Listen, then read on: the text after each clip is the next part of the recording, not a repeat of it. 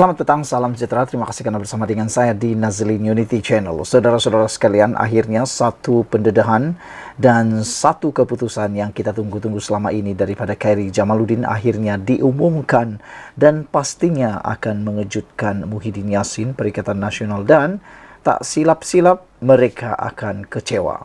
Ini semua gara-gara tindakan Khairi Jamaluddin akhirnya menyokong tindakan Anwar Ibrahim. Sebelum kita teruskan ulasan kali ini, jangan lupa tekan butang subscribe, itu percuma, Anda tak perlu bayar apa-apa untuk tekan butang subscribe di bawah video ini untuk membantu mengembangkan channel ini dan mendapatkan ulasan-ulasan terkini hangat daripada channel ini, dan juga tinggalkan komen Anda, share video ini. Baiklah saudara-saudara sekalian, kita digemparkan di Malaysia apabila baru-baru ini Datuk Seri Anwar Ibrahim, Perdana Menteri Malaysia, telah pun dilaporkan telah mengislamkan seorang saudara baru.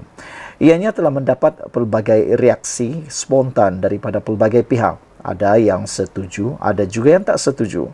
Yang menghairankan, kata netizen, apa yang menyebabkan mereka tak setuju, kata mereka. Sedangkan Datuk Seri Anwar Ibrahim pun seorang yang beragama Islam dan tidak menjadi kesalahan untuk beliau mengislamkan seseorang yang mahu memeluk agama Islam, kata netizen. Itu akhirnya disokong sendiri oleh Khairi Jamaluddin. Khairi akhirnya bertahan tindakan Perdana Menteri mengislamkan pemuda di Klang.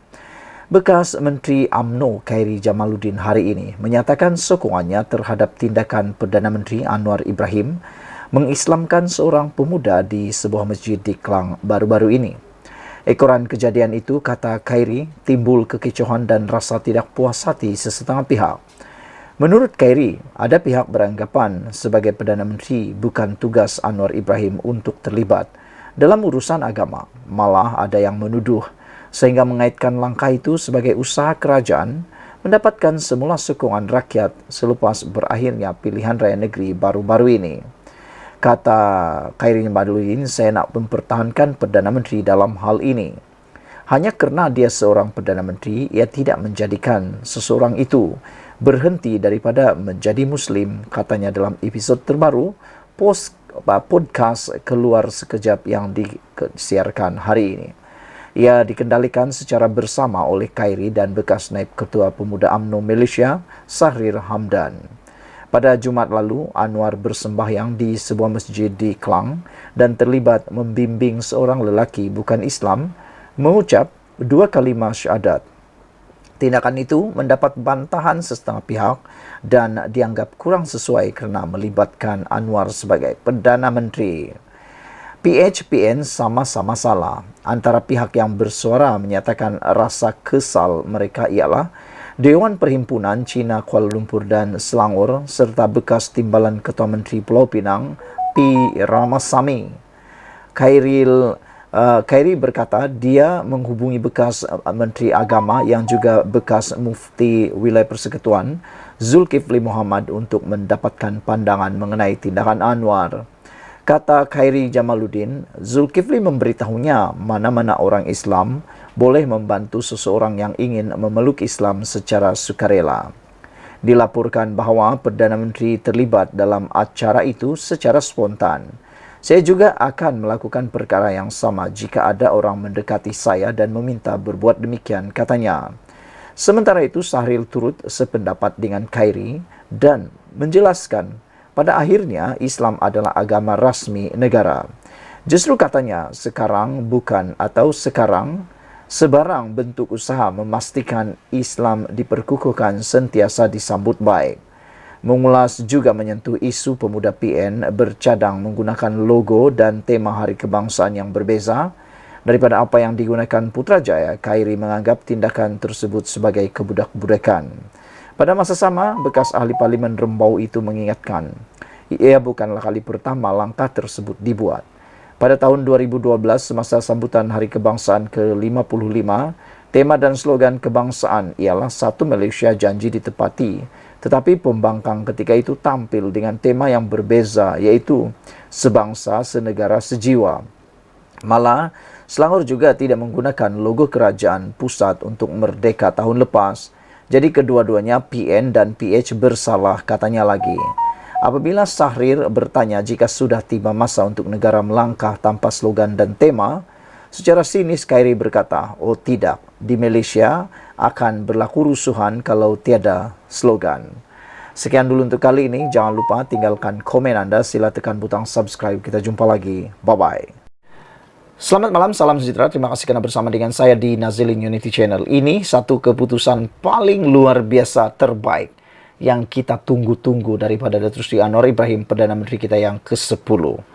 Akhirnya, Datuk Seri Anwar Ibrahim tampil, sampaikan keputusan ditunggu-tunggu oleh seluruh rakyat Malaysia dan pastinya mengejutkan juga termasuklah Parti Gabungan Pembangkang Perikatan Nasional. Dengan ini, Anwar Ibrahim kata, beliau mempertimbang untuk menyaman Goldman Sachs berkaitan dengan penyelesaian 1M. Perdana Menteri Anwar Ibrahim berkata, beliau mungkin mempertimbangkan untuk mengambil tindakan undang-undang terhadap Goldman Sachs Group Inc. berhubung peranan syarikat tersebut dalam skandal berbilion dolar melibatkan 1MDB. Menurut temu bual dengan CNBC, kerajaan menimbang beberapa pilihan. Selain rundingan dengan firma Wall Street itu, kata Anwar kepada Martin Xiong dari CNBC, setakat ini, bank tersebut tidak terlalu memberi kerjasama, kata Anwar lagi. Jadi, tentu saja ada perbincangan mengenai perkara tersebut. Terdapat laluan lain boleh diambil. Saya tidak menolak kemungkinan untuk meneruskan dengan tuntutan undang-undang, katanya dalam temu bual tersebut, yang sebahagian petikan disiarkan hari ini. Namun, kata Anwar, isu tersebut adalah kompleks dan tindakan undang-undang di Amerika Syarikat membabitkan kos yang tinggi bagi kerajaan. Tetapi anda mencuri daripada rakyat, saya perlu mendapatkannya semula, kata Anwar Ibrahim lagi. 1MDB menjadi tumpuan skandal berbilion dolar yang mencetus siasatan di Asia, di Amerika Syarikat dan Eropah. Pada tahun 2020, Goldman Sachs mengakui peranannya dalam kes rasuah asing terbesar dalam sejarah penguatkuasaan Amerika Syarikat dengan mencapai beberapa penyelesaian antarabangsa bernilai berbilion dolar untuk mengakhiri siasatan berkaitan pengumpulan dana bagi 1MDB. Pada Januari, Anwar menuntut Bank Amerika Syarikat itu menghormati penyelesaian pada tahun 2020 dengan pentadbiran sebelum ini atas peranan pengumpulan dana sebanyak US dollar 6.5 bilion pada tahun 2012 dan 2013 bagi 1MDB. Beliau kemudiannya berkata, perjanjian yang dicapai oleh pentadbiran terdahulu dengan Goldman Sachs adalah terlalu ringan dan beliau sedang menilai semula perkara tersebut. Penyelesaian yang diumumkan oleh pentadbiran terdahulu 3 tahun lalu memerlukan Goldman Sachs membayar US dollar 2.5 bilion sambil menjamin pemulangan semula harta 1MDB bernilai US dollar 1.4 bilion yang dirampas oleh pihak berkuasa di seluruh dunia. Sebagai balasan, kerajaan Malaysia menggugurkan tuduhan terhadap bank tersebut. Goldman juga perlu membuat pembayaran interim sebanyak US dollar 250 juta. Jika Malaysia tidak menerima sekurang-kurangnya US dollar 500 juta dalam harta dan hasil menjelang Ogos 2022 menurut bank tersebut.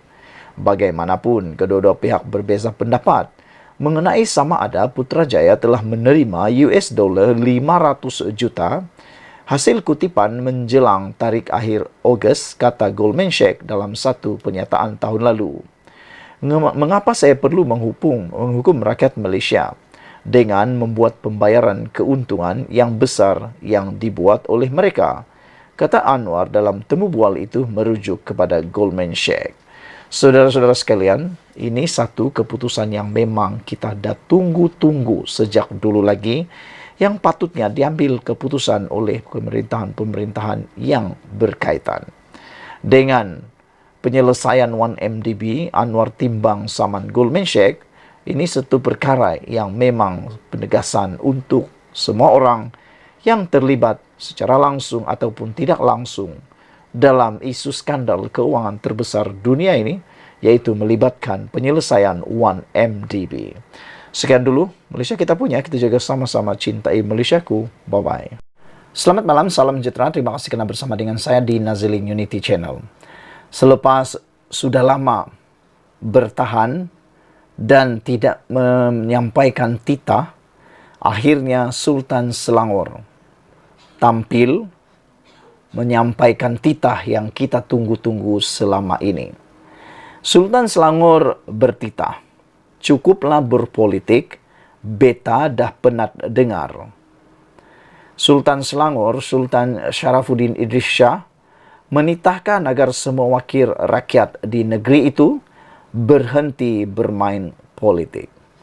Sebaliknya, baginda bertitah agar mereka memberi tumpuan dalam menyelesaikan masalah rakyat, termasuk usaha memulihkan semula ekonomi di negeri itu. Cukup-cukuplah kita berpolitik, rakyat dah penat, beta pun dah penat dengar titah baginda Sultan. Bangunlah ahli-ahli yang berhormat semua. Fikirkanlah masa depan negeri, negara dan masa depan anak cucu kita. Jadikan negara Selangor hebat semula seperti mana pada zaman kegemilangan negeri Selangor tidak berapa lama dahulu titah baginda. Sultan Sharafuddin bertitah demikian ketika istiadat pelantikan Menteri Besar Selangor dan ahli-ahli Majlis Mesyuarat Negeri Selangor Exco di Istana Alam Shah Klang hari ini. Baginda bertitah, kerajaan perlu menitik beratkan aspek kelancaran dan kelicinan dalam pengurusan pentadbiran dengan mengurangkan aspek birokrasi yang boleh menyusahkan serta membebankan rakyat yang berurusan dengan kerajaan. Rakyat pula perlu sentiasa didahulukan, diutamakan dan dibela dalam segala aspek pembangunan dan pentadbiran kerajaan. Sebagai sebuah negara yang mengamalkan sistem demokrasi berparlimen dan raja berperlembagaan, rakyat telah memilih ahli-ahli yang berhormat bagi mentadbir negara dan negeri-negeri dengan harapan agar pemimpin yang dipilih ini mengutamakan agenda kemakmuran rakyat agar kekayaan negara dapat dinikmati bersama dan rakyat dapat hidup dengan selesa makmur sehingga ke generasi akan datang. Oleh itu, keperluan asas rakyat, pemulihan ekonomi rakyat dan kos sara hidup perlu sentiasa dititik beratkan agar mereka tidak terus dibebani dengan kemelisihatan ekonomi yang begitu mencabar sekarang ini titah baginda Sultan Selangor. Sultan Sharafuddin bertitah adalah menjadi keutamaan baginda agar kerajaan negeri turut menyelesaikan masalah banjir yang sering melanda negeri Selangor dengan mengemukakan rancangan jangka pendek, panjang dan sederhana. Apalah gunanya kita berbangga dengan pencapaian kemajuan ekonomi yang pesat, serta status negeri kaya, serta kejayaan mencatat KDNK tertinggi di Malaysia, seandainya masalah keperluan asas rakyat pun tidak mampu diuruskan dengan baik titah baginda. Selain itu, titah baginda, sejak kebelakangan ini Selangor mula ketinggalan dari segi pelaburan dan nilai ekspor barangan berbanding Pulau Pinang, Johor, malah Sarawak. Kejatuhan ini mungkin tanpa kita sedari dan kita lihat gagal untuk segera mengatasinya. Ahli-ahli yang berhormat perlu sedar dengan fakta dan realiti ini. Satu tindakan segera perlu diambil bagi mengelakkan ia daripada terus menjejaskan reputasi negeri Selangor sebagai penyumbang utama ekonomi Malaysia. Beta menaruh harapan yang tinggi untuk ahli-ahli yang berhormat sekalian bagi memberi perkhidmatan yang cemerlang dengan turun ke padang bagi melihat sendiri keadaan pembangunan yang dirancang dan sedang berjalan titah baginda lagi. Kita sebagai rakyat yang ada di Malaysia, bukan sekadar di Selangor sahaja sebenarnya, kita pun mahu di seluruh negeri-negeri yang ada di Malaysia, cukup-cukuplah berpolitik. Rakyat dah penat melihat politik. Bermula daripada langkah Sheraton sampailah sekarang, seakan-akan politik Malaysia tak pernah reda, tak pernah berhenti pergolakannya. Jadi apa kata, selepas kempen, pada waktu kempen, berhabis-habisanlah berkempen dan berpolitik. Habis dan selesai kempen, apa kata? Semua ahli-ahli parlimen, semua ahli-ahli Dewan Undangan Negeri Tak perlulah berpolitik lagi. Jalankan tugas Anda dengan sebaiknya. Kami dah memilih Anda. Jadi, apalagi? Pergi kerja, buat kerja. Jangan berpolitik sahaja. Sekian dulu untuk kali ini. Jangan lupa tinggalkan komen Anda. Tekan butang subscribe. Kita jumpa lagi. Bye-bye. Ini satu lagi pendedahan yang paling panas yang menggemparkan seluruh rakyat Malaysia. Kali ini datang daripada titah Sultan Selangor sendiri. Lama baginda mendiamkan diri. Lama baginda tidak bersuara dan tidak bertitah. Akhirnya, baginda Sultan Selangor bertitah dan pastinya perlu diambil iktibar oleh semua parti politik yang ada di Malaysia. Apakah titah baginda? Baginda Sultan Selangor kata, bertitah, jangan ingat sudah popular boleh perlekeh sesiapa saja. Kita tidak berapa dapat memastikan siapa yang baginda maksudkan ini. Yang mana sudah popular boleh perlekeh sesiapa saja. Baginda mengingatkan kepada semua orang, jangan ingat sudah popular boleh pula perlekeh sesiapa saja. Sultan Selangor, Sultan Sharafuddin Idris Shah hari ini menggesa semua ahli politik berhenti daripada amalan mencaci dan sebarang tindakan yang boleh menjejaskan keharmonian masyarakat. Sebaliknya, titah baginda, tumpuan perlu diberikan kepada usaha memajukan kehidupan rakyat dan memakmurkan negara. Menurut Sultan Sharafuddin, tindakan ahli politik yang menggunakan kata-kata kesat lagi biadab menunjukkan ketika ini perasaan hormat mereka kepada institusi diraja semakin terhakis. Sikap biadab mereka ini telah melangkaui batas-batas dan nilai kepribadian orang Islam dan Melayu yang sering dipelihara titah baginda. Ingatlah, jangan kerana kita menyangka bahawa kita cukup popular di kalangan rakyat, sehingga bertindak memperlekehkan sesiapa yang tidak sehaluan dengan fahaman politik masing-masing. Malah sanggup pula hadir ke negeri Selangor dengan melemparkan cacian melampaui batas titah baginda. Kemana hilangnya budi bahasa? Ini bukan budaya kita, khususnya orang Melayu, untuk menghina sesiapapun khususnya di kalangan khalayak ramai titah baginda. Sultan Sharafuddin bertitah demikian pada majlis mengangkat sumpah jawatan Menteri Besar Selangor dan anggota Exco Kerajaan Negeri di Istana Alam Shah, Kelang hari ini. Adun Sungai Tua Amiruddin Syari hari ini diperkenankan oleh Sultan Sharafuddin untuk dilantik semula sebagai Menteri Besar Selangor buat penggal kedua.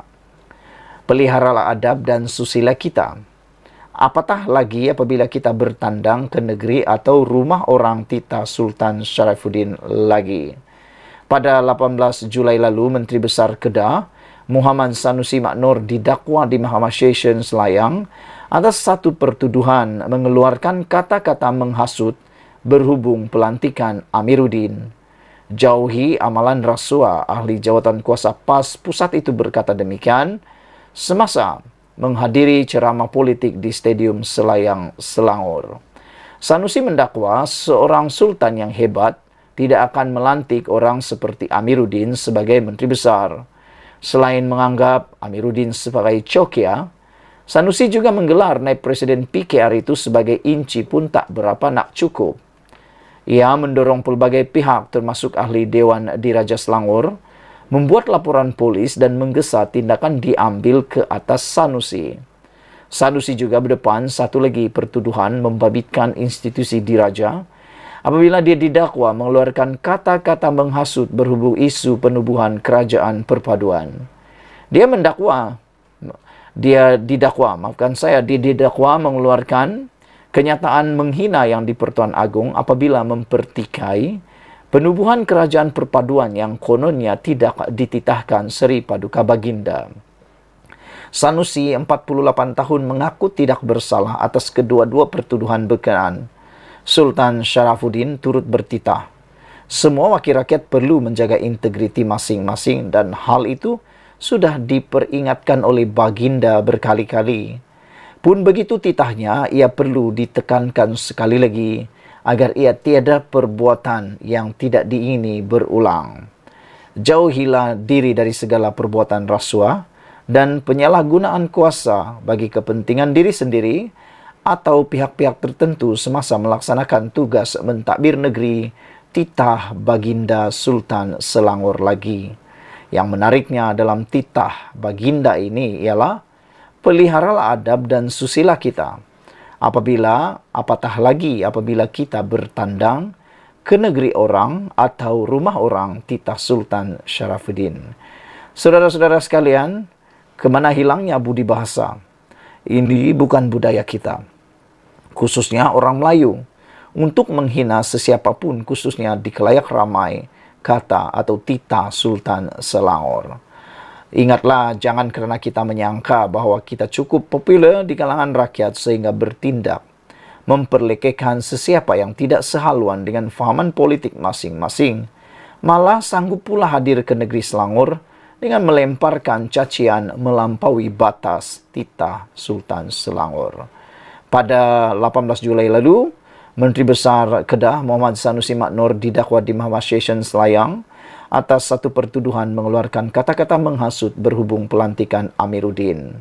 Sanusi mendakwa seseorang sultan yang hebat tidak akan melantik orang seperti Amiruddin sebagai Menteri Besar.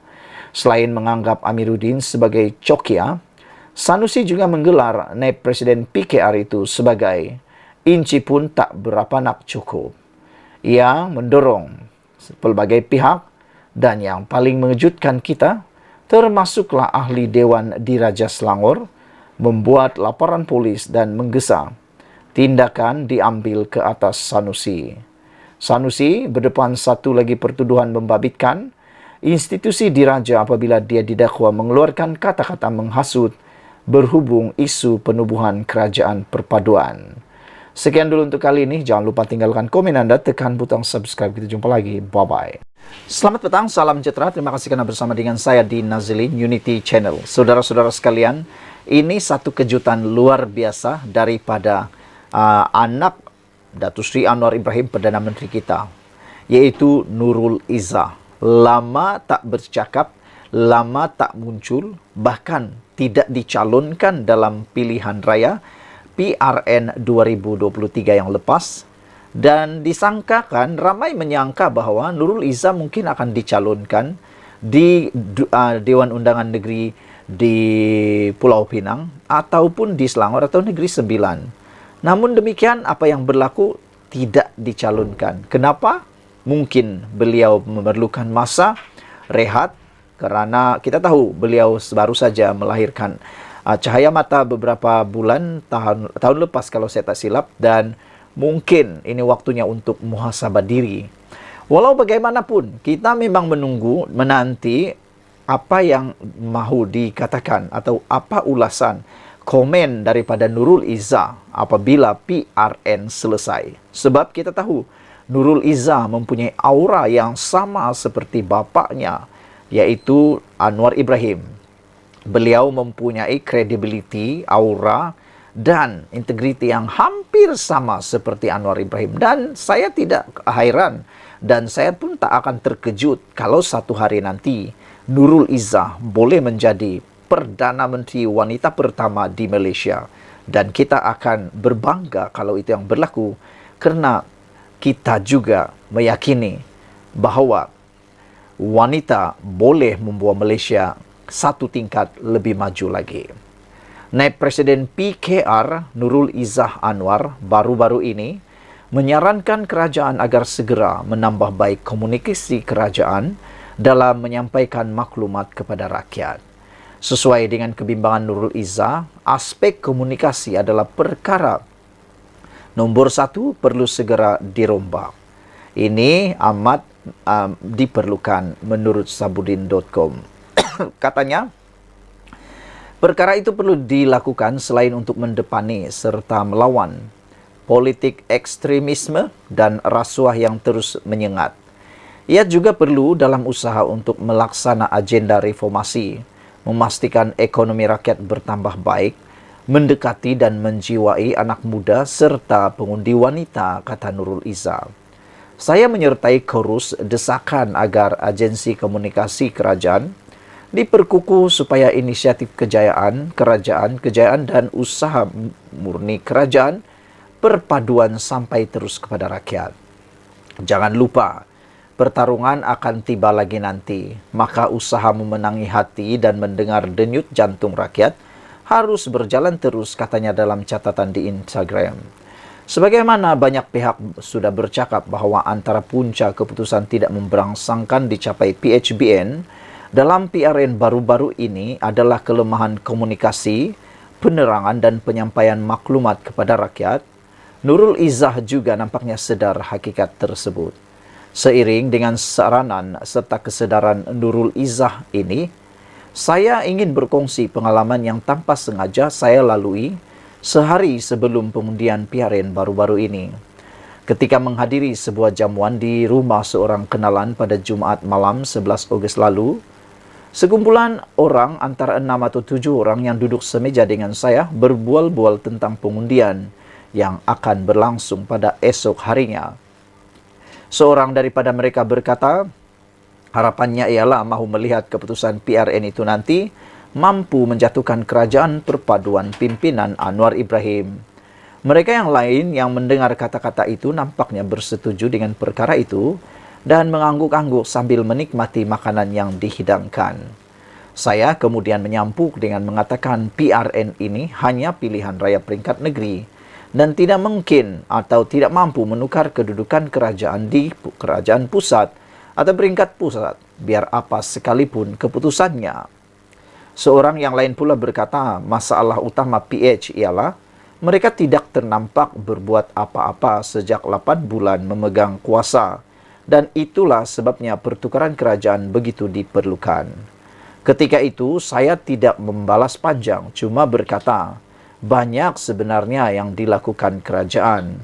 Walaupun panjang lagi perbualan di meja makan selepas itu, tetapi kata-kata PH tidak ternampak berbuat apa-apa sejak 8 bulan memegang kuasa amat membekas dalam fikiran saya. Diikuti pula sepanjang di meja makan itu, kegairahan mereka berbual akhirnya melihat kerajaan perpaduan dijatuhkan begitu bersemarak sekali.